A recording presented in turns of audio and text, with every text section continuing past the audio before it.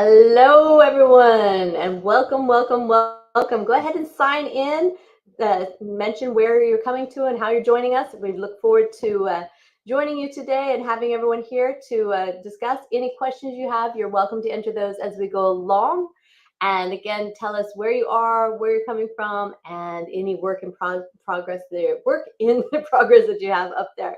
Today, I have Keith Ogorek from the Author Learning Center. Hello, Keith. How are you doing? Good. How are you doing, Joellen? I'm doing great. I'm doing great. I'm going to do a little presentation here while everyone signs in. We'll see how we're doing. So I just want to let everyone know we're doing a series here, and this is First Editing Publishing Power podcast, and we have Keith Ogorek from the Author Learning Center, and we're going to be talking about the 7 things every writer needs to become an author. So that's great. And I'm your host, Joellen Nordstrom. I'm an editor, not a publisher. So a lifelong student, entrepreneur, and a certified story coach for all of the nonfiction and fiction authors out there. So I'm also the founder of First Editing.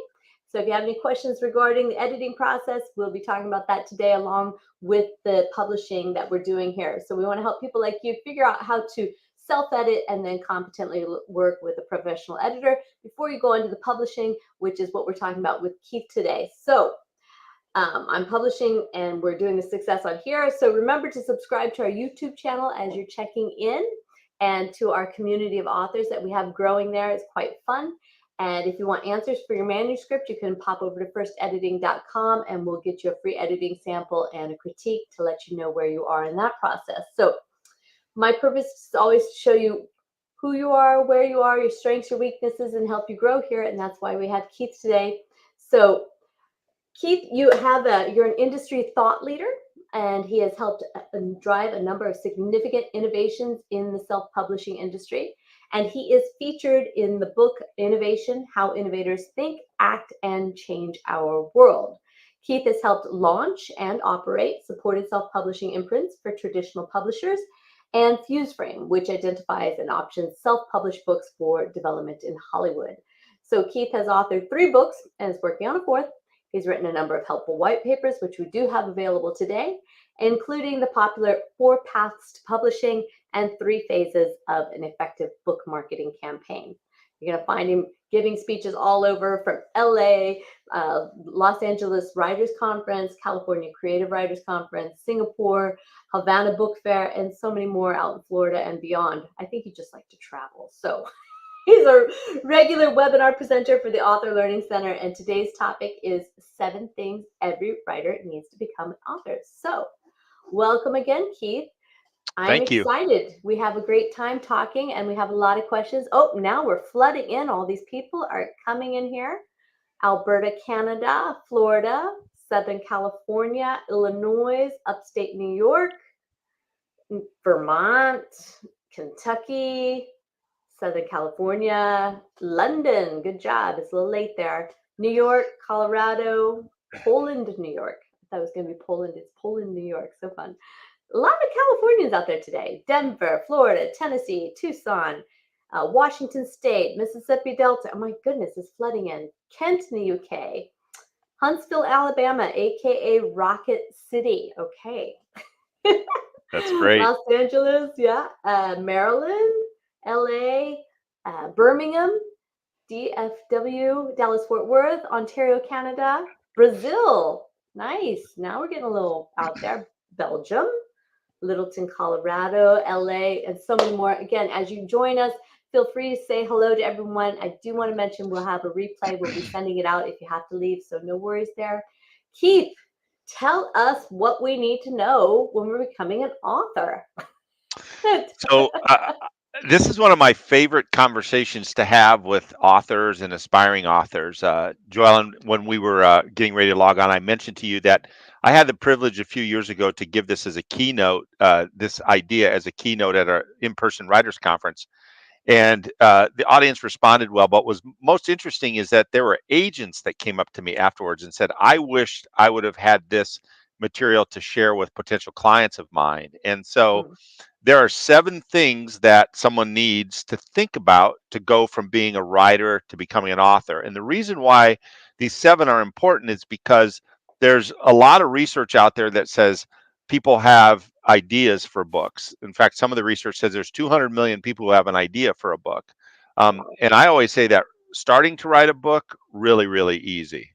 Right. Um, but writing a good book to the finish and marketing it is one of the toughest things you need to do. And one of the things that I find with a lot of authors is they don't think about what it takes to go from just being a writer to being an author. So the first thing, and I'll get into these in more detail, the first thing you need is you need an idea. And how that idea is structured is one of the most important things that you need to think about even before you start writing your book. And I say this with deep conviction because, as you shared in my intro, I get the opportunity every day to work with people in Hollywood as well as have conversations with traditional publishers. And while writing can be good and it can be well edited, what I can tell you that Hollywood looks for and publishers look for is a really well structured story. And those stories are different if it's fiction, and if it's nonfiction, there's a structure to a book there too. The second thing you need is you need a deadline, right? You got to Mhm. have a deadline. If you work with a traditional publisher, they're going to give you a deadline. But if you're independently publishing, you have to give yourself a deadline to get to the goal. And the reason is because there's research that shows that if you write down your goals, you're 42% more likely to reach your goals. Right. And if you share your goals with someone else, and I'll talk about this in a moment in terms of accountability, you're even more likely to reach them because now, and the research uses this phrase, which I love, you now have a partner in believing, which is such a Right. great way to think about that. And then once you have a goal, you need to have a plan. One of the things that we often refer to the ALC, or the Author Learning Center, as is it's a GPS for your publishing journey. So if you think about how a GPS or a map app works, first thing you do is you put in where you want to go. Second thing you do is you put in where you're starting from, and then you map a journey. Well, publishing is the same process. You have to figure out when you want to hold a copy of the book in your hands, where you're at with your idea or your manuscript, and then make some reasonable estimates of what you're going to have to do. You're going to have a writing phase, you're going to have an editing phase, and your editing may be longer or shorter depending on what type of editing you need. If you need a developmental edit, it's probably going to be a little bit longer than if you have a really tight manuscript that just needs a line edit. And then you're going to need to figure out your publishing. How are you going to do that? Whether you work with a supported self-publishing company or whether you source all the book design and things yourselves. And then obviously you're going to have a marketing phase. And so having that plan mapped out is just like going on a journey. And what I often say is that writing is a solitary activity, but the journey to becoming an author doesn't need to be, because we have Right. so many great resources like your podcast and like First Editing and like the Author Learning Center, so that you can do it along with others along the way. So if you have an idea, a well thought out idea, a, uh, a date you want to hold the book in your hands, a plan, you're also going to need advice along the way. And that's important because um, when you think about how a GPS works, you put in your destination, they don't give you everything all at the same moment. You Mhm. drive and it tells you in 2 miles you need to get off on this exit or you need to turn here. Well, publishing's the same way, and writing's the same way, and editing's the same way. And you're going to have information that you're going to need along the way, but telling you how to get your ISBN when you haven't finished your manuscript or you're in a developmental edit isn't as helpful as when your manuscript is finished and edited and ready to go into production.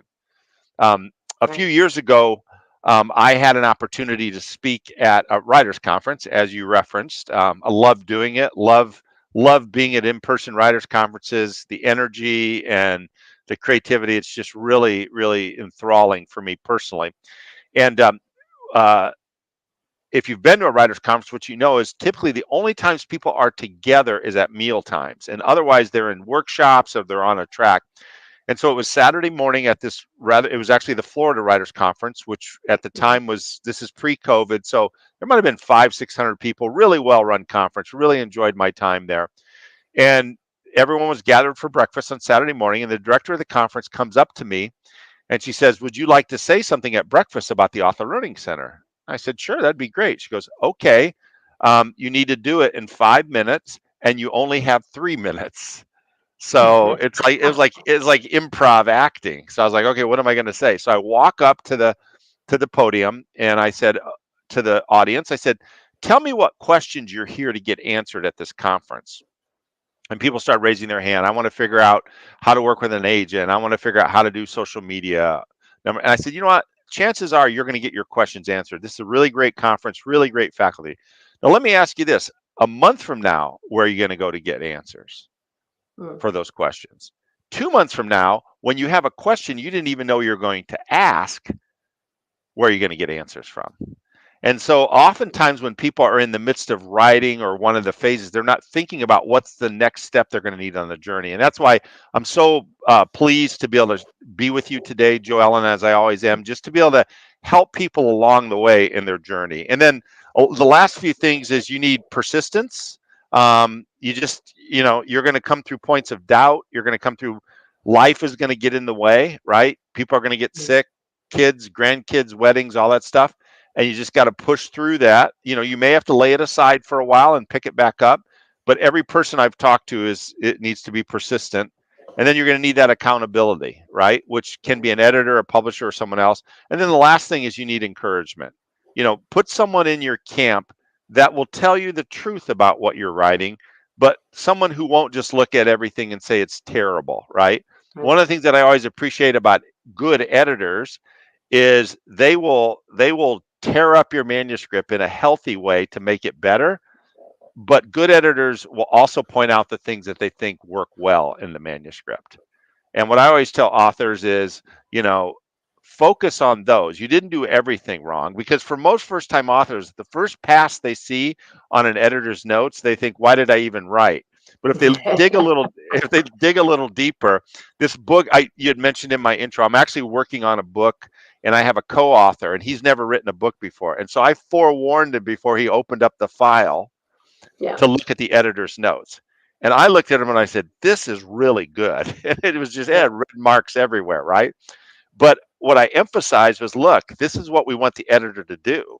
We want this editor to find all the mistakes. In this case, we had a female editor. I said, she did a great job. It looks like looks like we've wasted the last few years of our lives writing this book, but but but don't look at it that way. I said, look at these comments that she made about this, that we actually, by reading this manuscript, it made her think differently about the topic that we were talking about. I said, that's the big thing you focus on. The other stuff is her job making it better. So that's why you need encouragement along the way, because, and Joelle, and I know you yourself as an editor and stuff, for a lot of first-time authors, they open up that Word file that they get back from the editor and they're like, oh my gosh, I've just wasted my life.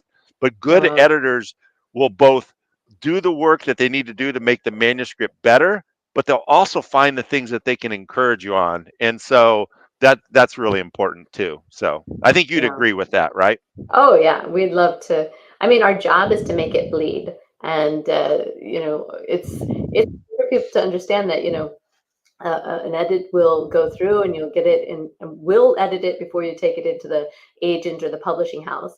And then once you get once you get into a publishing house, they may want it edited again because of their audience or whatever. And it doesn't mean that it wasn't completely done. It's just that they have a specific idea of where they're taking it and who they can present it to. So you can spend a lot of time and energy on editing, but it only makes it better and better. You're just polishing it a little bit more, a little bit more, a little bit more, till it's that perfect presentation that you want. So, but don't be Yeah. afraid of it. Bleeding.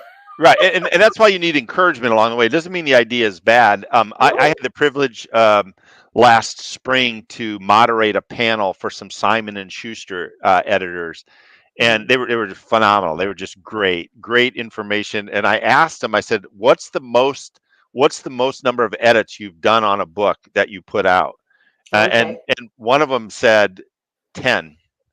Yeah. And and then he followed it up. He goes, and I really love that book, and it did really, really well. But as a writer, sometimes you can think, oh my gosh, I don't know what I'm doing. But good editors, and that's why encouragement along the way. It can be a lonely journey, right? But Right. encouragement is really important along the way. So yeah. So just real quick, idea, deadline, plan, expert advice, persistence, accountability, encouragement. Those are the things that you need to go from just being a writer to becoming an author. Right. And I know that in the Author Learning Center, they have a systematic way of doing that, which helps everyone stick together. And I think that's really important. I mean, you need to find your community, you need to find your people that can talk back and forth, and but also to stay focused, as you said, because it's really essential not to lose yourself in all the many things that can be distracting. And so when you know what you're going through, you can plan and have two or three things going at once, especially when you're on the publishing path. You can be finishing up whichever round of editing you're doing, and that's very important so that you can get to your final uh, goal, and then of course market and launch and do all that next stuff that's sitting there waiting for you. Yeah, yeah, and so since you mentioned specifically some of the tools on the Author Learning Center, I'll Mm, go behind the curtain a little bit because this was important when we first had this idea, and I had this idea that we need to create a resource for authors. Um, we did some focus groups with authors, and what was really phenomenal about that is we realized that information alone wasn't enough. So we created a unique thing called the book launch tool, which has mm, tasks set up for 4 phases of writing, editing, uh, publishing, and marketing. And we suggest tasks for you, but you also can create your own task and you set deadlines so that you can track your progress. And you'll appreciate this as many books as you've worked on, but we had this discussion amongst these two authors, both who had been pretty successful in their publishing journeys. One was an outliner. He would not write one word on his manuscript till he outlined it, right? yeah. The other woman is, as a term you've probably heard and probably used, it was a pantser. Mm, And they had this huge debate about which was the best way. And in that moment, I know the authors, I had great respect for both of them. I realized that the tool needed to be flexible because everyone's journey is going to be a little bit different. The only thing that's going to be common is you are going to have to write, you are going to have to edit, you are going to have to publish, and you are going to have to market. But how you do that is really important. So that moment, that debate is what made it that we created a book launch tool that had all those phases, but then allowed you to reorder tasks, create your own tasks, delete tasks. Because Mike, who's the author, he would not write a word without an outline. yeah. Chris, who was a pantser, she probably deleted the task outline, right? Hmm. And it doesn't matter. It doesn't matter. What matters is in the end, do you go through the phases and get things done? So, and then along that way, we realize you need people to encourage you. So that's why we created the author circle, which is the community group that you can get connected to. To help you, to critique you, to encourage you to do all those things so that you're not on the journey by yourself. But I appreciate you mentioning that because that moment, that conversation is why we built the book launch tool the way we did, Mm. instead of making it like an engineering, a Gantt chart. And it was just, one thing right after the other. So anyway, Right. I think it has to be flexible. We deal with both, and it's funny because as editors, we have an outline in our head, and we're trained that way. But of course, it's always an eye opener to the pantsers, like, oh, and yet it's amazing because they do. There's this whole human subconscious that yeah, takes us on the journey, regardless if you know what you're going on or not. It's like popular music, you know the refrain's coming, you're into it, and when you're doing a story, if especially if it's a narrative, then you have that story arc, and you know where it's going, and your conflict and your resolution and all of those things are happening, and you just got to have somebody there making sure that nothing's been left out and that it's right, overdone and that it's overseen and done correctly. So it's right, really quite unique to have that. And I do encourage people, find some tools. Not I do not I'm a firm believer that you should not use all the tools. I right. think you need to I would test and agree. see what works, because Lord knows now, as we get even more AI, that there's 1,000 things out there, and there's a learning curve with every single one of them. Yeah, And you just need to have a couple of really good tools that you're comfortable with so that you can stay within the frameworks. So as long as they keep you focused and they help you to become better and learning. And I also think that it's very important to connect with other people, yeah, especially after COVID. Everyone really needs to connect yeah, and to get that inspiration and the feedback. Beta readers and editors and all those different things, and then also seeing how other people build their online presence, how they can build up their audience, learning the successes of, social media and how to organize all that is it's difficult. It's a whole learning experience. So if you have a map that's going to get you to your destination, you know where you are and where you want to go, then it's nice to share that journey with someone. Yeah, absolutely, and that's the point. The study that I referenced about writing your goals down. That's why I love that phrase. That it was a professor, and I think it was a female. She said, if you share your goal, you now have a partner in believing, which I just think is just a wonderful Yeah. phrase, right? You increase your chances. Write it down. You increase it 42%, 42% to reach it. Yeah. Share it with someone, you increase it even more. She did not put a percentage on that, but you now have a partner in believing. That's why the other thing that we did with the Author Learning Center was, as we did these focus groups with the authors, we created what we call the author circle. So every time you create a book project on the book launch tool, you have the ability, if you want, to create a private online writing group that you can use specifically around your book project. And so we have authors that, some of them, I talked to an author yesterday, he's been a very successful nonfiction business author, and he wrote a children's book because he has grandkids and he got inspired. Well, he didn't know anything about children's book. He could write the 25,000 word how to be successful. So he had to use the resources that he found, in this case on the Author Learning Center, to educate himself about reading levels and Mhm. page counts and all of those things, and book sizes and all the stuff that you have to know to Right. write a children's book that you wouldn't need to write a how-to book, right? So Yeah. so that's the beauty of and you can just tell. Hopefully it's coming through. I just get energized to talk about these things because that's what I think is so fun of dealing and working with authors, is whether you're a pantser or you're an outliner, it doesn't matter. You're going to have to pass through it, and you're going to want to do it together. And what I so appreciated, and I reflected back, often do on that conversation, is those two people had great respect for one another. They had great respect for each other's work, and they weren't saying I'm right and you're wrong. They were just saying, no, this is how I do it, which was so cool that we can still express our individual creativity and go on the journey the way we need to go on it, but still get to the goal. And I think what you said, Joy Ellen, is really important. Don't use every tool. No, Don't it's like your phone, your apps on your phone. Don't use every app. Figure out the ones that work for you, and then use that one. And you exactly. know, thankfully there's a lot of them out there. So So we're starting to get some questions, and I'm going to bring those okay. up as we go. The easiest one, and I'll go back to the next one. I'm not skipping you, but I'm just coming right back. Is the first one? If you can repeat those 7 items, I will put it up here on the screen so everyone can see it. Yeah, I'll Can say you them. slowly tell me? Yeah, I'll say them slower. So you need an idea, Mm-hmm. and if we have time, I'll unpack that a little bit more. You need a deadline. Mm-hmm. You need a plan. Okay. You need, and I'll use this word, I didn't use this before, but timely expert advice. Okay. Just like a GPS tells you when to turn. You Yep. need persistence. You will run into things that will discourage and delay you, and just push through it. You need accountability to keep you on your path, because you'll have a partner in believing. And the last thing is you need encouragement. You Okay. need, along the way, you need someone, even if they're an editor, that just, you know, that first draft looks like, there's a lot of red on it. That's a good thing, because it means they've really read it, and just focus on the comments that they like, right? Exactly. Exactly. And a good editor is going to tell you not only what you did wrong, they're going to tell you what you've done right so that Yeah. you can continue on that path.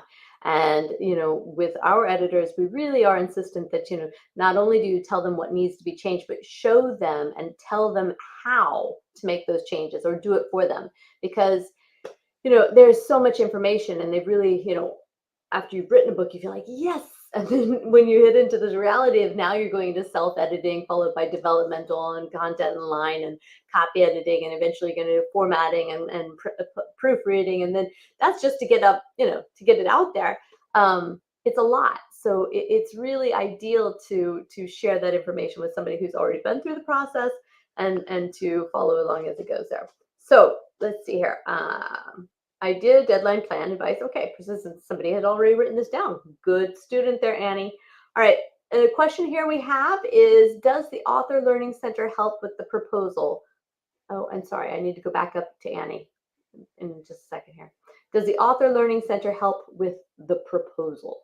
Is the No, question. no, we are intentionally a education site. So what we like to say is we're, author inspired tools, expert advice, and supportive community. So we do not work on a proposal. That said, we have webinars. Last year we did over 80 webinars. Mm, And if you're a member, you get access to all the recorded webinars. And we have a number of people, both agents and authors, who have talked about how to write a book proposal. So it's not something that we do. We don't sell services or offer anything. We're just trying to be a platform to help people along the way. okay.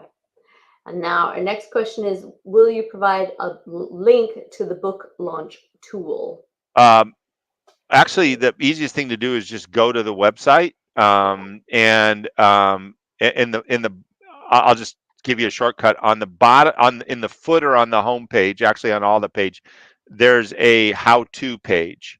So if you find that how-to on the footer, it'll walk you through exactly how the ALC works, and there's information there about the book launch tool as well. In addition, on the home page, one of the top banners, there's three top banners. One links to testimonials, one links to a webinar we did about publishing scams, and then the third one links to the book launch tool page. So you can find it that way. Okay, perfect. So we have here Stephanie. She's published her first children's book of a series of 6, and I plan a series of 6 that she plans to write. The second book is at the publishers. At what point do you suggest getting an agent? I'll hand that one over to you. Wow, that's a tough question. Yeah. I think there's no secret as to when you want to get an agent. I think the key in getting an agent, and again, I'm going to refer. You may have done some podcast interviews, in your library as well, Joellen. But we have information about that. The most important thing is you want to find an agent that represents children's books. That's the first thing. The second thing is you want to be very, very clear on your reading level that the book is targeted for, and then if you're going to approach an agent who um, represents children's books, you want to make sure that you follow their instructions Guidelines. Yes. absolutely to the letter. I can't tell you how many times I've talked to agents, and one of their first lines of screening is if people can't read the instructions on the website on how they want things sent in. Some agents will want a query letter. Some agents will just want a 500-word description on their website. And Joellen, you're nodding. You probably had this conversation. I mean, it's the first thing because I've had agents say if they can't follow instructions now, they're probably not going to be an easy client to work with. So the key Yeah. is to make sure you get an agent that represents children's books, and so. But And the easiest way to find that is to, if you know your niche and you know your genre that you're there, just look at the books that you're already emulating, your favorite authors, and see who's publishing them. Approach them first, because that's the easiest way to start yeah, looking.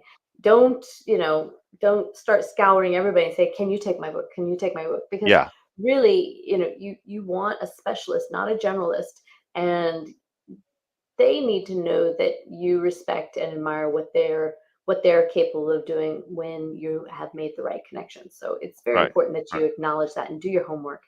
Do yeah, your homework. You will learn yeah. a lot here. Yeah. So So, there's two places I can also point you to. There's a resource called the Writers Marketplace. mhm, You can buy a copy, but it's a reference book. But most local libraries have a copy of it somewhere, and it'll mhm, give you a list of agents and what they represent. And then the other thing is to make it easier for ALC members. In the footer again, we have something called the resources page that you yeah, can link to, and in there we've tried to be sort of this. Gathering place of all the different things, and there's information about different agents and who to approach. But specifically with respect to children's books, the big thing I hear over and over again is reading level. Like if you don't yeah. understand what your reading level is, you're never going to get past an agent or anyone. And I'll never forget a, a few years ago, I had the privilege of speaking at the American Library Association, and I had a conversation with a librarian afterwards, and this is so instructive to me. She said, when we get a children's book, the first question we try and ask is, what shelf are we going to put it on? Because Exactly. because you have different reading levels. And Yeah. Joellen, I have grandchildren. I have Mhm.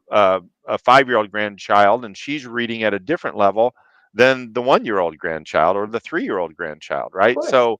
So reading level is really important. And what I find is first time children's authors often don't really focus on that.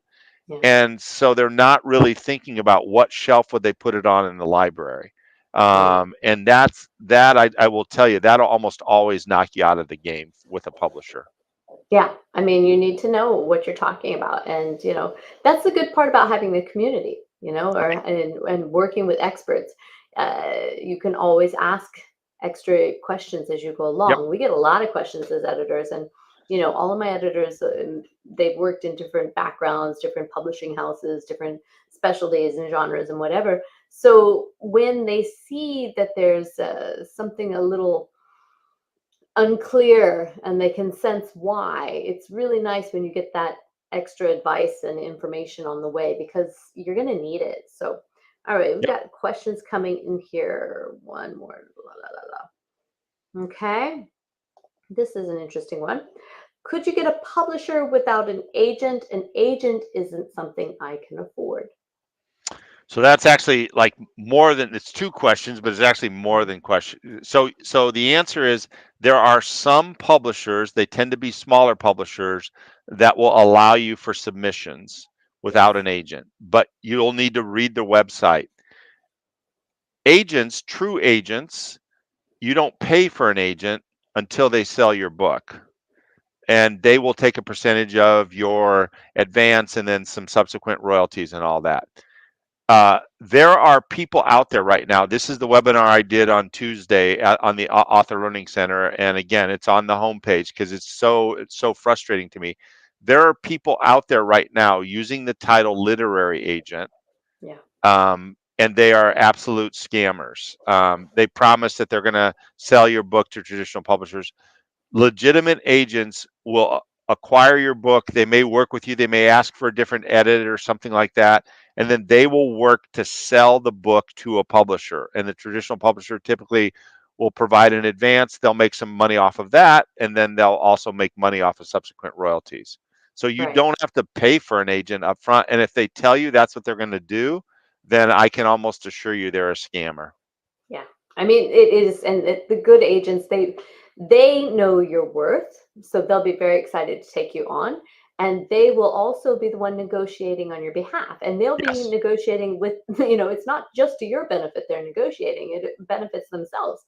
So it's really important to have somebody who has a, a clear knowledge of the value and the marketplace where it stands right now, and they can go directly to, they'll specialize in specific books also, and they'll know which publishers would be interested, and they have personal connections. So you don't lose. It only benefits you when you get the right one. But of course, it's just like finding an editor. It needs to feel right for you. So go with your gut instinct. Meet them, talk to them, interview them. Uh, and if it's the right thing, then you can trust them and go forward and, get everything in writing. Make sure you know what you're doing. So it's all Yeah. very good there. So I think what you said there, Joellen, bears repeating, and that is the point we made earlier is you want to find an agent that represents the type of books that Yeah. you have because they've already built a relationship with the publishers. They know what to do. And I will tell you it's the same thing in Hollywood. Yeah. In Hollywood, if you have a faith-based story, you're not going to send it all over the place. And there are people out there that are scamming people saying we're going to put it in the database, all that. No, there's 4 or 5 companies that produce faith-based stuff. There's one company I know that they're looking for female comedies, right? So they look Right. very specific. So if you send them 15 things and only one of them is relevant, they're never going to take your email or take your phone call. So you send them the specific thing. And what I tell people when they're looking at the possibility of actually getting a legitimate option in Hollywood or working with an agent, apart from the financial stuff and the paperwork, which I completely agree with you, Joelle, and you have to pay attention to, the most important thing is you want to believe that they believe in your story and believe in you, because at those moments when they hit a dead end or whatever, they will push through that because they believe your book needs to be told or your story needs to be told or it needs to make it to the screen. So Hmm. that relational component is not something you want to underestimate. And I Right. tell authors all the time, is particularly as they think in Hollywood, I was like, look, whether you think this is a lottery ticket, what you really want is to make sure that you know that this person believes in your work and really believes and will work really hard to get your story told. Same thing with an agent. If they believe in it, they're going to work really hard to get it sold. And so anyway, that's an important aspect. I appreciate you raising that because that relational Yeah, component's really important. it's so important. And remember, they have everything to lose because Right, I mean they're the one who are putting all the upfront energy and costs and etc. right, And if it doesn't sell, then right, they don't make any money. right, So right, really, truly, you do want to find an agent if you can who will do that for you, and they believe in you. They wouldn't take you on if they didn't think they could sell it. right, So I right, mean, because they have to be selective themselves. So once you find the right one with the right publishing house with the right connections, then that's a dream come true. If you right. want traditional publishing like that. And they have relational equity too. So I'm just going to use a reference like whoever was Mhm. the agent that sold the Hunger Games to Yeah. that publisher, right? Tell you what, the next time that agent has something, that Mm. publisher is going to take the call, right? So they're not going to take something that not only do they not think that they can sell and make money for themselves and for the author, but also, if they send 6 or 7 duds to a publisher, that publisher is going to be less inclined to take the call the next Right. time, right? So Well, that's it is. It's like every expert I say, make sure you check out their background, check out yeah, their testimonials, see what they've done, see their library of success. I mean, that's what I yes, say. Go on and see how many people have actually published after working with this particular person. right, And that is a really, really important yeah, thing. There are, after COVID and well, it goes way back. I mean, once Amazon and we self-publishing, everything changed. But and the newest relevancy that's happening there is that with COVID, then everyone became a freelancer, and so now I'm a literary agent, or now I'm an editor, right, or now I'm a whatever, and I can do these things for you. Can they?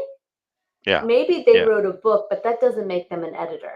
right, Maybe yeah, they got published, but that doesn't make them a publisher. yeah, There's a lot of things going on there. So look at, either get their references or see the testimonials from people. Websites are very good because you can go on there and see, and they will talk about their successes. And, fly by night freelancers, be careful, beware, yeah, because everyone will promise you the world, especially if you give them money. yep, absolutely. So, Well put. yeah, exactly here. So let's see here. Can we repeat the reference book title? That's the Writer's Marketplace you're talking about? Correct. Yeah, Writers Marketplace. Okay, and let's see. Okay. This is a general one here. I have a finished manuscript for a children's poetry anthology, and but from the publishers that fit my book, they do not accept manuscripts without an agent. Any advice? Try and find an agent that represents those types of books. Yeah, I mean I mean, the that's it. majority of publishers are going to want an agent intervened, right? Because they're also going to trust that the agent has vetted the book and vetted the author so that when they bring them to the publisher, they know that this is something that the agent believes in too. Exactly. All right, next question here. And thank you, people. Keep following them in here. This makes it, we love talking about this. So we're here. I am self publishing. I was going ebooks first to generate money to then do the paperback. Is this unreasonable? So Interesting I question. so I have a personal view on this. I mean, you Mhm. certainly at this time as an author can do whatever you want. But the Right. reality is depending on what statistics you read, ebooks are still only 35% of the market. And my view is I want to make the book available for any reader to buy it anywhere and read it in any format they want. So I think limiting your formats actually limits your ability for your book to be read. And I have a few ebooks, but I also still like paper books. And I love years paper. ago, I did it. I saw the trend, and I did a blog interview before there were podcasts, and I Mhm. had said I think ebooks are going to plateau, and that was when they just started out and were doing it. And the reason I said that is I watched my behavior and even the behavior of the people in my family. And we were still buying paper books because there's just some books, I'm a note taker on a book, right? I got to Yeah. underline and circle stuff and write stuff. I can do that a little bit in an ebook, but it's not as easy. So and if you use print on demand, you're Right. not paying anything for books. You're basically, you got to pay to get it designed, but and I want to be careful here because there are probably some exceptions, but for the most part, when you create a file to do for an ebook, which is usually an InDesign file, Mm, that same thing just becomes a PDF that they print. So right. once you do the book design, there's some nuances between file size and flow and stuff in ebooks, but effectively it's still the same bunch of electrons, and it's just a question of whether you make it a PDF or you make it um, a file that uploads, in an ebook. And there's different formats for Kindle versus versus the Apple iPad and stuff. But yeah, I Right. mean, Moby, blah, blah, blah. I'm not an advocate to do ebooks only because right now you don't have to print a whole bunch of books. You can do POD and you're good to go. So Exactly. it, And I yeah. mean, the other exciting part is you even got audiobooks. There's so many Oh options out yeah. there. So Yeah. the more you can cover, it's like anything in the world now. It's just you need to meet people where they are and Yeah. where they want to find Yeah. you. So, Yeah. but a good part is to see, again, know your genre, know your niche, know your book, know your publisher, and look to see what the authors who are succeeding in the same vertical as you are doing and Yeah. do the same. Start there. So Yeah. uh, don't limit yourself. Try to cover them all. So let's see here. Okay. And here I have written 3 romance novels with Balboa. Sorry. I recently saw a writing contest that asked for a series. Are these writing contests legit? Boy, that's a big question. I will tell you that there are some writing contests that are legit, Hmm. but there are also contests that are scams. And so without seeing the specific one, it would be hard for me to know. I know that Hay House, during their writers conference, just because I know Reed Tracy, the CEO, I have a great respect for. I know that they actually do a thing where they offer, if you attend their writers conference and you submit a book proposal by a certain time, they will always pick one to get a contract. So anything that Hay House does, 100% legit. I can vouch for them without any reservation. I can't speak to anyone else. And I know Balboa is associated with Hay House. So if it's a Hay House one, I'd say it's completely legit. So Good to know. Good to know. So, if you have an agent, how long should you give them to sell the book or tell you they can't? What is a reasonable time to get results, and when is it time to move on? Oh, this is one of those. Sounds like there's a little frustration there, and this is a process. And I think when you're going through traditional publishing, you really need to understand that there's a lot more people involved, and the process is much longer, and you can speed that up with different paths. You can go to hybrid or self-publishing, but traditional publishing, they're going to market it on their journey as they want. But the agent, I'm going to let you answer that question there, Keith, with the agent. yeah, so I would go back to the agent. If the agent still believes in it, and again, Mhm. as I referenced at the beginning, I have the privilege of working with people in Hollywood as well as talking to agents, traditional publishers. And what I find is if an agent believes in the book, whether they're trying to get it to the screen or traditional publisher, they will hit roadblocks and they will come up with a new strategy to go somewhere else with it. And sometimes it takes a while. I had the privilege back in the fall of interviewing an author by the name of Mark Crawley. He Mhm. happened to be a Balboa Press author. He self-published 10 years ago, but in the last couple of years got picked up by a traditional publisher. Now along the way he did all the things he needed to do to build his platform, and it started off by him writing a good book, and he had Mhm. ideas that were probably ahead of their time, but basically culture caught up with his ideas, and he's been doing the same thing. And so you want to make sure that you have an agent and if the agent stops believing in the book, that may be the time to move on, because again there's a relational component. But what I've seen more recently on just a Hollywood situation, this manager is just constantly coming up with ideas on how to get this book to the next level and how to do, to the screen. And that I think is one of the most important things. I don't think there's like a cut and dry 6 months, because as you said, Joel, and which I completely agree with, traditional publishers kind of move at a different pace, and so does Hollywood. All those gatekeepers, they just move at their own pace.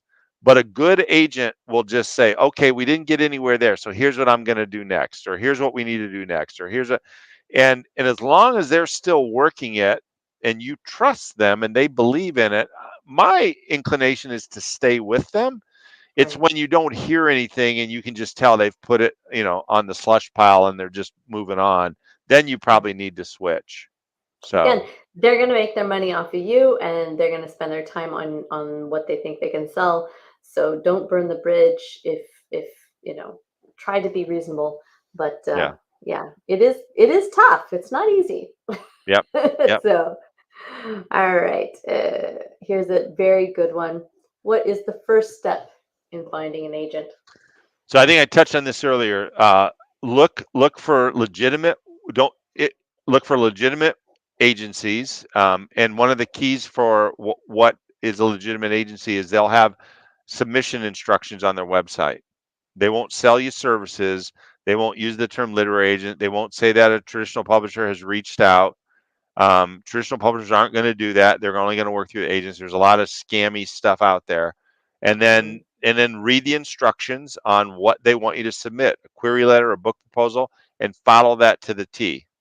Don't send them a canned letter or canned email or canned anything. It oh doesn't no. work. There's one agency that I know of in New York, very, very, very respected, and they just want, the first thing is they just want you to fill out an email. Basically, I can't remember if it's a Yeah. thousand words or 500 words with a query or description. I can't remember exactly what they ask. They don't want you to attach anything. They don't want you to mail them anything. They just want to know. And that's the way they vet it. And I've heard them say, if they can't follow that instruction, I've looked at their website, it's Yeah. painfully clear.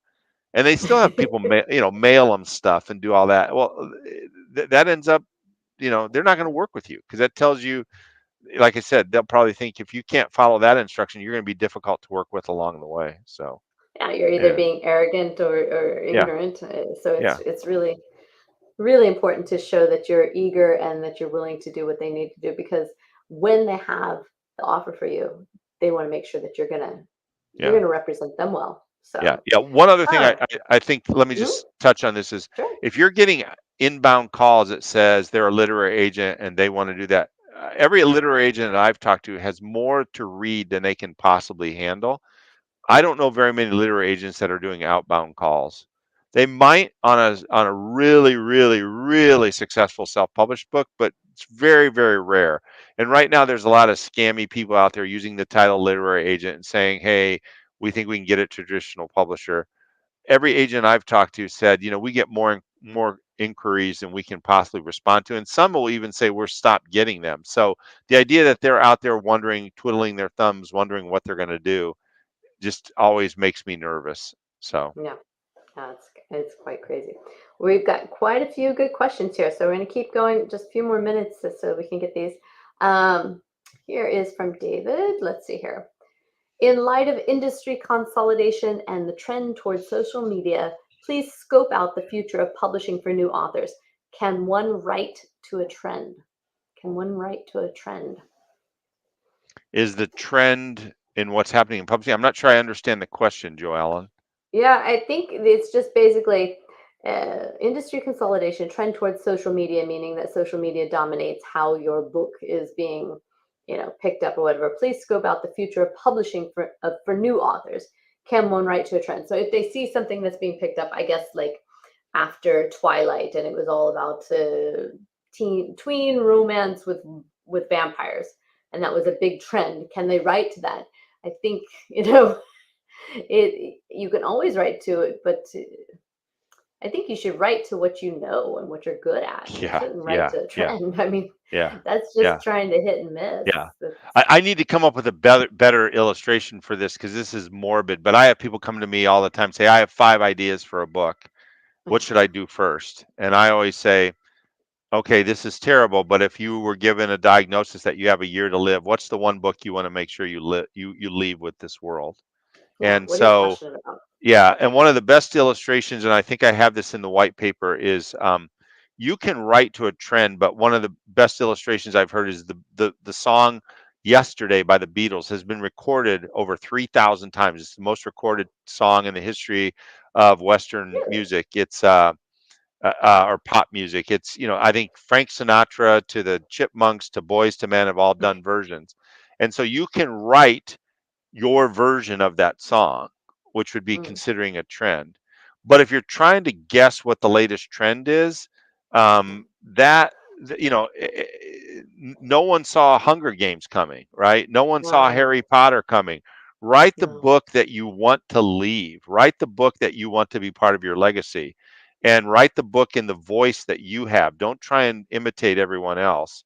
Right. There are companies that scrape social media and then try and push a book out. Those books, there's a whole company that does that. You'll see those in grocery checkout aisles. They'll pick the latest thing, the keto diet or 401k. They just scrape what's out there and they crank it out really quickly.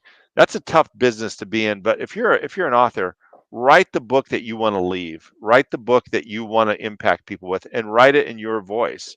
Um, because whether it's traditionally published books or entertainment, people didn't see Twilight coming, right? People Yeah. didn't see Hunger Games coming. People didn't see, you know, add to the list. But Yeah.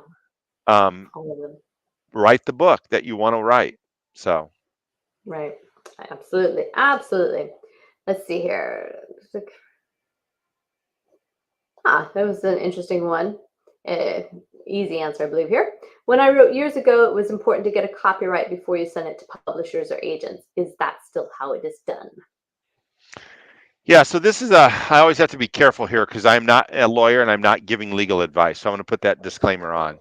You can certainly register it with the U.S. Copyright Office, but the reality is if you just put a copyright number, the fact that you have the document, if you went to a court of law, you could show, documents on your computer and stuff like that. It's protected, and no Yeah. one's a legit publisher is not going to rip you off. If they do that to one person, they're out of business. So now once you go into the marketplace, having a copyright doesn't hurt. But it's always you own it. So you can go through this step, but I don't think it's necessary to protect yourself. Yeah, we get that question a lot too, and it's Yeah. yours. So, I mean, people get a Yeah. little hesitant about sending their manuscript into an editor, and should we sign a non-disclosure agreement? And should we have this? Should we have that?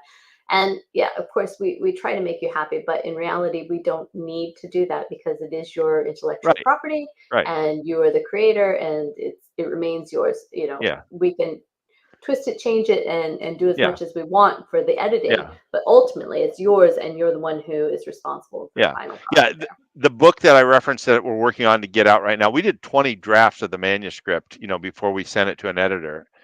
If Mm, anyone tried to take it, I could go back and show you draft one on my computer. And that yeah, was, I mean, it took years. I mean, because it's not a full-time job.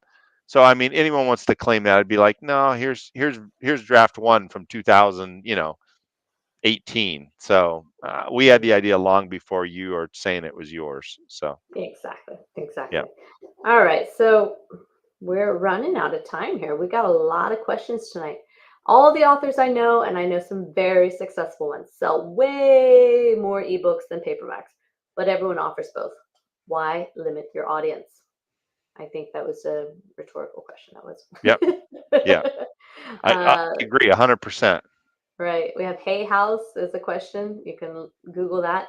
Do you know anything about Tellwell Publishers, a Canadian self-publishing company in BC, Canada? I'm not sure what they want to know about Tellwell, but It's not a name I've heard, but that doesn't necessarily mean I doesn't don't. mean it's bad. Yeah. Yeah, yeah, I don't know anything. The great thing about the internet is you can just sit and you can stalk anybody. So go Yeah. for Can, can I it. suggest can I suggest one thing though, if I can cross promote here. On the homepage of the Author Learning Center, you'll find a banner that links you to a webinar I did on how to recognize a publishing scam and avoid it. And Yeah. it's a passion I have right now because I've just had some really good intentioned people get and take advantage of. if Yeah. you listen to that webinar, take you 45 minutes before the Q&A or 35 minutes. I want to equip you to how to recognize someone that's not legit. And so I took the counterfeit currency approach. When they teach people how to recognize counterfeit bills, they don't teach them all the ways to counterfeit. They teach them what a real bill looks like. And so Right. in that webinar, I tell you, here's how a legitimate literary agency works. And I show you two different websites, and here's how Hollywood works. And if they're not saying any of these things, they're probably not legit. Exactly. Yeah. Exactly. So Because there's certain things that are just mandatory and part right. of Yeah. the whole environment there. Okay, here's a good one. Here, I like this one. Would it be a good idea uh, of working on marketing of a book before starting the publishing of another book? Working on the marketing of a book before starting the publishing of another book. Oh, I thought it was the same book. Yeah. Let's Well, see. first of all, you should think about your marketing before you ever publish your book. So that's the first question. And I think, Joellen, I think in April, aren't we doing 3 phases of effective book marketing? And one of the Yes. things that I talk about there is that your title and your cover are your first marketing decisions. So Yes. you need to be thinking about your marketing and your audience, and we'll get in more detail in April on this podcast about that. And then I think you should always be promoting your book, particularly if you have a series. You Mhm. want to you want to build demand for that book and build your platform as an author. So yes, absolutely. Okay. So we're running out of time. So, folks, I'm going to try to clear this up. So, I'm drawing a line here under Michael's Is There a Place to Learn Marketing? And I'm going to go back up here and try to see what we can catch quickly if we can. If not, I apologize. You are welcome to email us. Would you like to give out your contact information, Keith? Yeah, yeah. You can email me at K Ogorek, so KOGOREK at authorlearningcenter.com. And please just reference this podcast so I know, because I get questions from a lot of different people.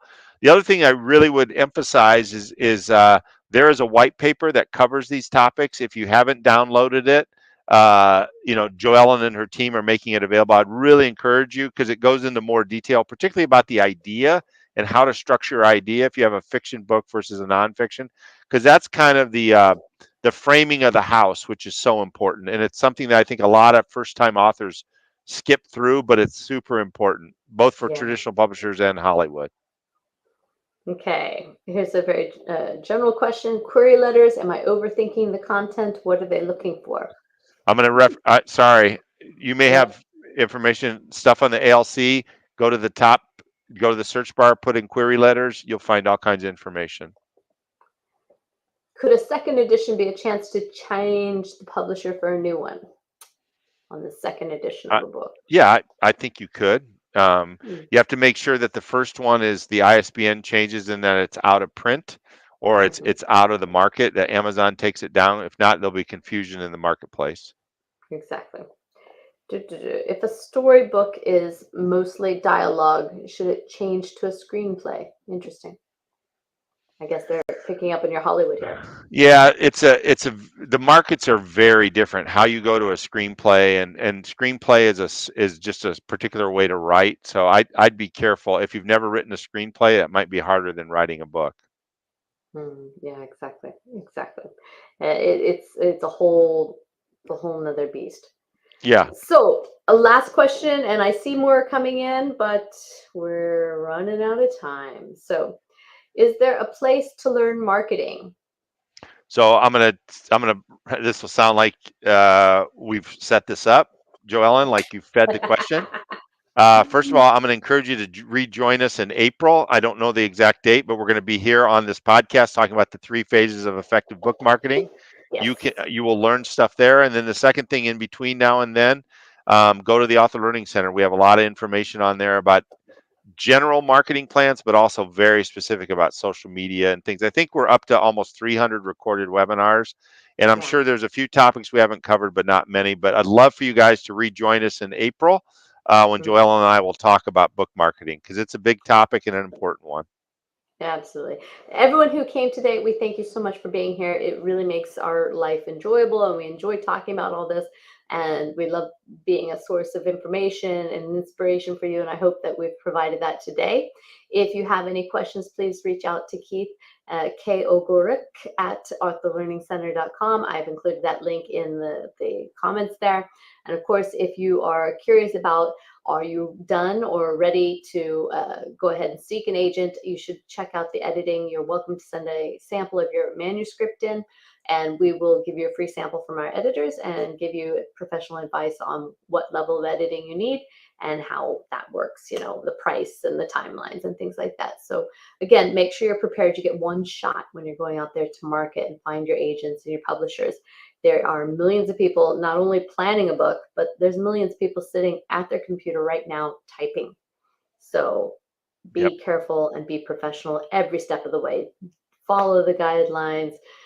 Know what you're doing, know what you're emulating, know what your desire is. Be very clear and make a plan and follow those 7 steps that we had here. Again, we appreciate that. And Keith, thank you so much for coming in and sharing with us today. This has been fantastic. I do look forward to our next one, and we'll send everybody information. And we have a replay, so you're welcome to join us. So thank you, Keith. Thank you for coming. Always a pleasure. You bet. Look forward to the next time. Take care. See you then. All right. Take care, everyone. Bye-bye.